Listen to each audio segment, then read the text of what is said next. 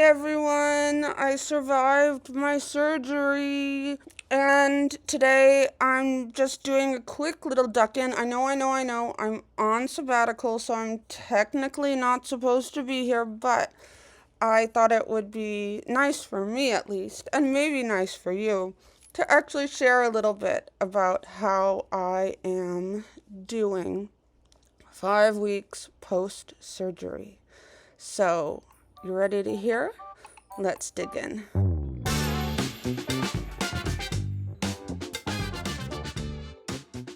Okay, first though, I'm realizing that we need to run to the bathroom because these rubber bands make it too hard to talk, and it would have been smart of me to take them off before filming.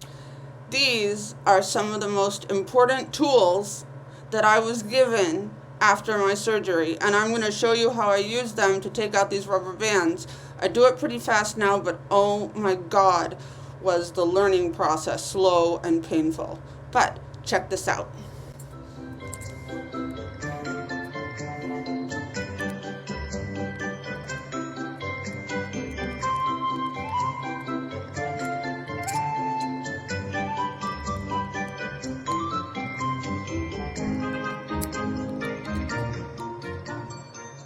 Ta-da! And aren't I talking a lot better? Okay, let's go back to the couch. So today is maybe not the best day for me to be giving an update because I'm super grumpy because my sleep was crappy last night. But anyway, I guess that's par for the course. I have to sleep on my back and at an angle, so I'm lying, and normally I sleep on my side, so I'm lying there. And it's hard for me to keep my mouth closed at night, but that means that I'm breathing through my mouth, which dries out my mouth and wakes me up in the middle of the night with a dry mouth, so that's annoying. I am starting to experiment again with taping my mouth closed now that my inflammation has lowered quite a bit. There's still a lot here, I know. And supposedly by maybe mid to end of July, my face, or 75% of the inflammation will have gone away. But I won't really know what my face is going to look like moving forward until about August-ish. I can tell, though, that there have been changes to the structure of my face. So, I mean, it'll be interesting to see what I look like. If you don't know, by the way, why I had a jaw surgery, we'll put a link below in the notes so that you can go and watch those videos with an explanation about why. But how am I doing? I'm 5 weeks in, and I'm just going to be honest with you. It's tedious at this point. There was something so sweet about the very beginning when my parents and I were staying at this cute little Airbnb in St. Louis. Maybe we'll insert a picture here of my dad and I on the front stoop of that Airbnb. We were there for 20 days, and it was like my parents and me and the surgeon and the nurses all like, our mission was to take care of Gretchen. And then I moved back here to Oakland, where I live. And the first couple weeks, the mission, I lived alone, but the mission was still like help Gretchen transition, and my friends were here, and I had done a good job planning in advance to have people around, and it was hard, but I did it. And now I've been home for about 3 weeks, and I'm not doing as good at scheduling people in my days, and there's still some discomfort in my jaw, my right side of my jaw and my ear, which scares me. So I have to work on my self-talk when I tell myself, like, oh no, did it make it worse? Did it, whatever, all those things we tell ourselves. It's like, we don't know anything yet. We have to wait for the inflammation to go away. The muscles are still learning how to relax. The body still thinks the lion is chasing it, right? Like, the nervous system knows that something very difficult and very scary was happening, and the body is still coming down from that. I am doing things to try and help. So I'm doing acupuncture. I'm trying to meditate daily. I'm trying to do some breathing exercises. I also do have some physical therapy that I'm doing every day, and at the end of July, I'll layer onto that some myofunctional therapy, which will be way more specific to my tongue, my lips, and my cheeks, and helping. I guess the biggest thing we need to do is help my jaw learn how to open wider and wider. This is how wide I can open right now. So, not very wide, though wide enough for this baby spoon that I borrowed from a friend of mine who has a baby to go. So it goes in, so I'm able to feed myself at this point soft foods, though I'm not able to chew. So mashed potatoes or mashed up carrots or the vegan enchilada from Trader Joe's mashes up really nicely.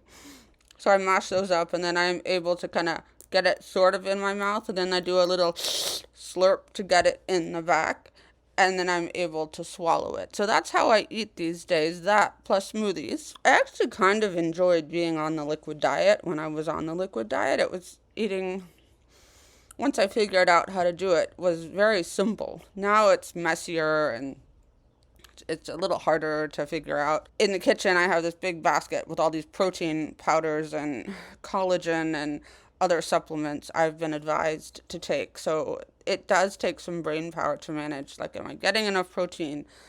Am I getting enough water? Like, am I actually getting enough liquid through me? Am I taking my supplements twice a day? Like, that does take some energy. The pace of my days includes 1 to 2 naps a day.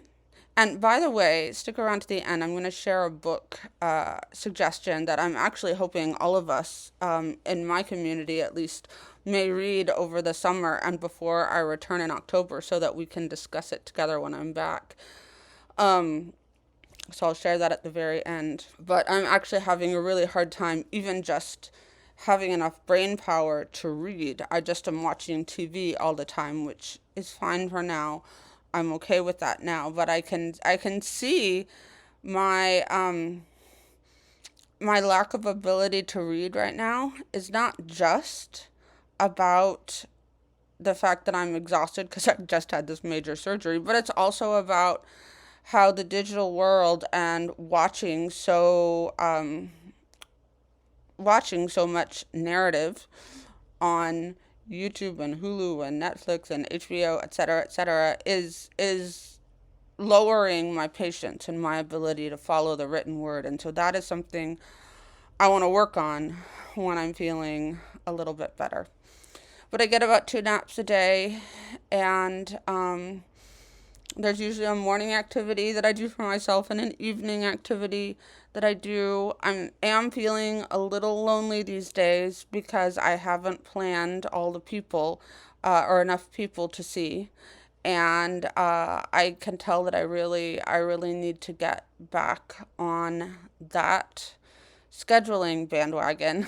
Those of you who know my work know about the gears, right? And they've been actually supremely helpful for me even right now, because they help me, because I'm just grumpy and I'm feeling a little depressed today, quite frankly. And so it's kind of nice to go through the gears as a checklist to be like, what is it? Which of these gears is the one that's most out of whack? And the one for me that's the most out of whack is the team one. So I need to be scheduling more people on the team. One of the reasons I'm not doing that, though, is because I don't know when I'm going to be too tired to see people. And so it's like, what do I do? But I think it's better to have people on the calendar. And then they know that if I'm too tired, I'll text and say I'm too tired, and that's fine. I think my friends will be understanding around that. So this is the part of the healing that is feeling tedious. Oh, that's what I was saying before. When we were in St. Louis, it was like we were all working towards a common goal, and now I'm in this phase where it just feels like a long haul, and I don't have any appointments with the orthodontist or the myofunctional therapist or even the surgeon for another month. And so I'm here alone with my thoughts and without having medical professionals checking me out. And I think we're just waiting for the inflammation to go down so that we can see what we are left with here. So the timeline for that, I think I told you already, August is when most of the inflammation will be gone, though it takes a full year for 100% of it to go away. Isn't that interesting? I am purposefully staying away from work until October. October 11th is my 50th birthday. And so I've decided to take this whole time as a sabbatical. And here's the thing, and maybe we'll transition to the book that I'm reading. Here's the thing. I have been in desperate, and I mean desperate, need of rest for several years now. And I had been planning on taking the school year 2023 to 2024 totally off as a sabbatical. But I wasn't quite sure how that was going to work itself out. And then it turns out that I needed this major surgery, and that provided a great excuse not to take the full school year off, but to take a good 5 months away from work. So the first part of the sabbatical from May until end of July is recovery time. And then I'm hoping that August and September can be play and rest time, and that I'll come back mid-October rejuvenated and ready for another 15 years of work. But also, not just another 15 years of work, but another 15 years where I learn how to rest better. And this book by Tricia Hersey, the founder of the NAP Ministry, is, I think, going to really help me, and maybe all of us, better figure out how to integrate rest into our daily work lives as a form not just of self-care, but of resistance against the grind culture that capitalism has instilled in us, that we have to do more, make more, go, go, go, go, go. And it's not just capitalism, but it's also our school cultures. All this homework, all this grading, gotta get these grades so you can get the job, so you can do the thing, do the work, da-da-da-da-da-da. Like, there's no real respect for going at the pace that our sweet animal bodies need us to go at in order for us to be happy and healthy and joyful. And I am no longer willing to put myself in a work environment where I do not have ample time to rest as much as I need. And I don't know what that's going to look like when I come back. First, I need to actually practice the rest. And then figure out how I'm going to build it into my work life. But I strongly recommend that any of you watching this who are actually in the anti-boring educators community, get this book, read it too. Let's come back in October ready to discuss what does it look like to be people in the school system, people coaching students who are in the school system, and people who own our own businesses, to actually prioritize rest alongside achievement, which is what we're all there to do too, right? Is to help students achieve to the best of their abilities. How can we do both at the same time? One without the other is a miserable existence. I think that's everything I have to share right now. Maybe just one more surprising thing about this jaw surgery is I am not allowed to bend over from the waist down for 3 months because we don't want to create pressure in the head. And the way that I have learned to do my hair in the last 7 years has involved, after a shower, bending upside down, putting product in my hair, and making all those beautiful curls that you see in my other videos. And I am not able to do that these days. And I am just at a loss. I've just completely forgotten how to work with my hair when I can't bend over backwards. Not backwards. When I can't bend over. So anyway, I think that's just kind of a hilarious side effect of the surgery is that I have to actually figure out alternate ways to make my hair work for myself. And really, all I've been doing is putting it up. Partially because that's easy, and then also partially because when it's down, it touches my face, and my face prickles still because my nerves are coming online. So when anything touches my face, it gets a little prickly, and when my hair is down, it prickles. So anyway, things you never would have guessed when you were preparing for jaw surgery, but it's part of daily reality now.